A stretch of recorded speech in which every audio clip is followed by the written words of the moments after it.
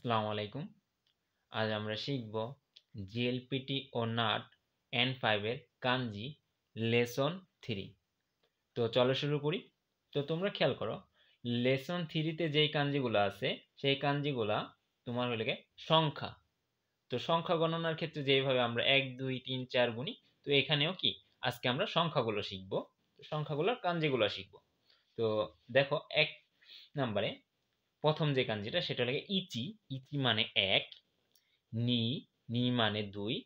Itchy হলো গিয়ে একটা দাগ, ছোট্ট একটা হাইফেনের মতো একটা দাগ। নি মানে দুইটা দাগ।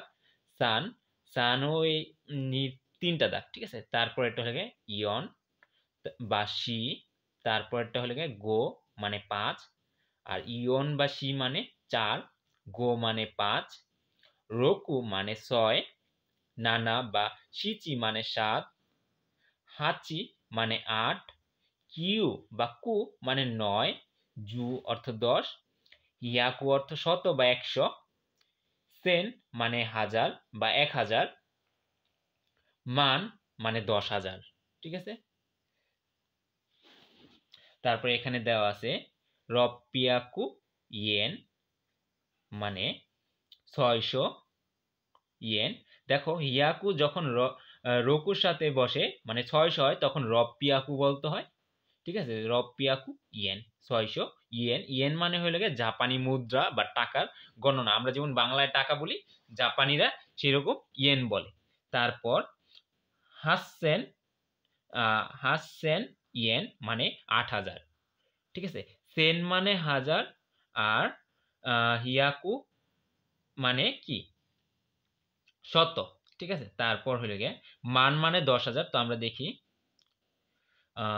ইয়ন মান, ইয়ন মান কিউ সেন মানে ইয়ন মান মানে লেগে মান মানে লেগে 10,000, ইয়ন মান মানে লেগে 40,000। তার সাথে কত যোগ হচ্ছে কিউ সেন মানে 9,000।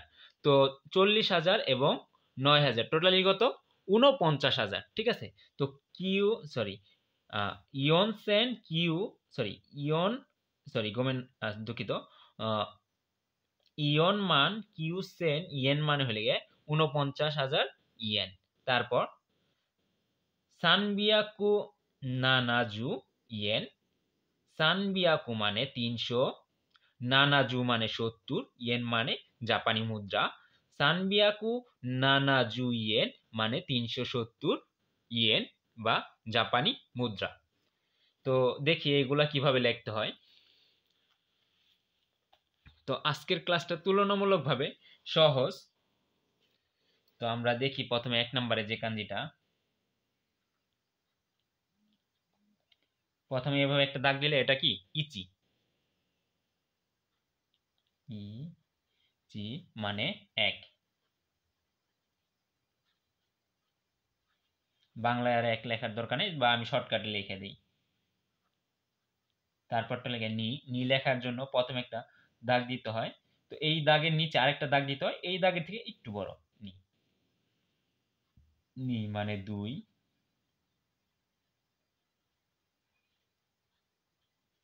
তারপর 3 নম্বরে সান। তো প্রথমে একটা দাগ দিতে হবে, তারপর নিচে তার নিচে এই দাগের থেকে ছোট্ট একটা দাগ দিতে হবে, মানে তার থেকে একটু ছোট, এবং এই দুইটা দাগের থেকে 3 নম্বরে যে দাগটা দিতে হবে তার থেকে একটু বড়। এটা হলো সান। সান মানে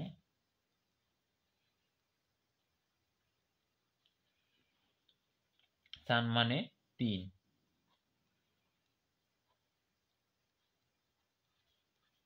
এগুলো কি মনে হয় এইভাবে ব্র্যাকেট দিয়ে দিলে ভালো হতো বোঝার জন্য। হুম, হ্যাঁ, ব্র্যাকেট দিলে সুন্দর দেখা যায়। তারপর দেখো 4 নম্বরে যেটা আমরা লিখবো ইয়ন। ইয়ন লিখতে হলে প্রথমে এভাবে একটা দাগ দিতে হবে, তারপর এইভাবে নিয়ে এভাবে দাগ টানতে হবে। তোমাদেরকে একটা জিনিস খেয়াল করি, বুঝাই দিই। তো জাপানিদের কাঞ্জি লেখার কিছু নিয়ম কানুন আছে। যেমন আমি চাইলে এমনি দাগ দিয়ে এমনি দাগ দিয়ে এমনি দাগ দিতে পারবো না। তো এখানকার যে কোনো ক্ষেত্রে প্রথমে এই খাড়া দাগটা দিতে হয়, ঠিক আছে। আর তারপর যে দাগটা দিতে হয় এভাবে দাগটা দিতে হয়। কিন্তু কোন দাগ যদি এভাবে এভাবে এভাবে টানতে পারবো না, তো এই দাগগুলো যখন আসে একটু ক্রপ করে আসে। তো এই দাগটা যখন দিতে হয়, এই দুইটা একসাথে দিতে হয়, মানে এভাবে নিয়ে এভাবে, ঠিক আছে। এইটাকে বলা হয় একটা দাগ, আর এটা হলো একটা দাগ। তো আমরা এভাবে দাগ টানবো, ইচি নি, ঠিক আছে, এভাবে দাগ টানবো, ঠিক আছে। তো এখন এটাকে কি করব, এটাকে দেখো, তারপর যে কাঞ্জিটা এভাবে টানবো, তারপর এভাবে এনে সবার শেষে এভাবে দাগ টানিয়ে দেবো, ইয়ন বা সি, মানে 4 4।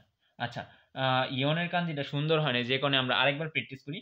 প্রথমে এভাবে দাগ টানার পর তারপর এভাবে নিয়ে এভাবে দাগ টানবো, তারপর এভাবে একটু ক্রপ করে দিব, এভাবে নিয়ে এভাবে গোল করে দিব, তারপর এভাবে নাও, ইয়ন। আশা করি তোমরা বুঝতে পারছো, ইয়ন এবং সি মানে 4। 5 নম্বরে যেটা লিখবো সেটা হলো গো। তো আমরা প্রথমে এর আগের ক্লাসে যেটা শিখছিলাম, গো, গো মানে ভাষা। আজকে যে গো শিখবো, আগের যে গোর কাঞ্জি শিখছিলাম সেই কাঞ্জির মানে হলো গিয়ে ভাষা। আজকে যে গোর কাঞ্জি শিখবো সেটার মানে কি 5। তো প্রথমে এভাবে একটা দাগ দিব, তারপর এভাবে একটা দাগ দিব, তারপর এভাবে দাগ টেনে এভাবে দাগ টানবো, এভাবে দাগ টানবো, শেষ 5। এটা কি গো মানে 5। তো গোর কাঞ্জিটা মেবি আমার একটু মিস্টেক আছে, তো আমি আরেকবার দেখাইতেছি। এভাবে একটা দাগ টানার পর এভাবে দাগ টানবো, তারপর এভাবে দাগ টানাবো এবং এভাবে একটা দাগ টানবো। এখন কি হলো, গো মানে 5। তারপর যেটা শিখবো 6 নম্বরে সেটা লেগে রোকু। তো প্রথমে উপরে ছোট দাগটা দিব, তারপর এই লম্বা দাগটা দিব, তারপর এভাবে একটা দাগ, তারপর এভাবে, ঠিক আছে। এটাকে রোকু, রোকু মানে 6।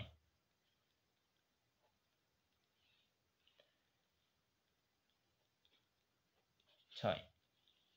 তারপর যেটা শিখবো সেটা হলে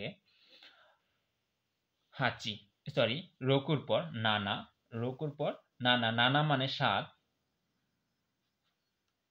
নানা লেখার জন্য দুঃখিত, এটার স্টেপটা আমি নিজেই জানি না, আমার এই মুহূর্তে মনে নাই। তো যেভাবে লেখা আছে আমি সেভাবে লিখে দিলাম, নানা বাসি, না, না বা সি, চি, নানা বা সি চি। তো নানা মানে 7,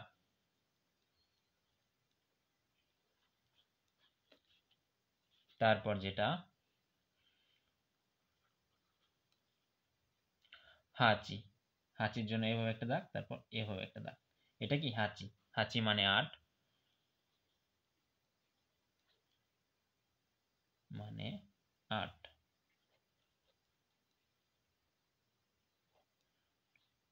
8। তারপর কিউ, সবগুলা ইংরেজিতে লিখছি, 9 লিখছি আমি বাংলায়। দুঃখিত, এরকম যদি ভুল ত্রুটি হয় অবশ্যই ক্ষমা দৃষ্টিতে দেখবেন, কারণ আমি আগেও বলছি এখনো বলতেছি, আমি জাপানি ভাষায় অত দক্ষ না। যদি ভুল ত্রুটি হয় অবশ্যই ক্ষমা দৃষ্টিতে দেখবেন, আর যারা এই ভুলগুলা চোখে পড়ে অবশ্যই আমাকে সংশোধন করে দিবেন। তো কিউ, কিউ লিখবো হলো প্রথমে এভাবে একটা দাগ টানবো, তারপর এভাবে দাগ টেনে এভাবে নিয়ে এভাবে, কিউ, কিউ বা কু মানে 9। তারপর 10, 10 কেমনে লিখবো, জাস্ট একটা প্লাস, মানে জু মানে 10,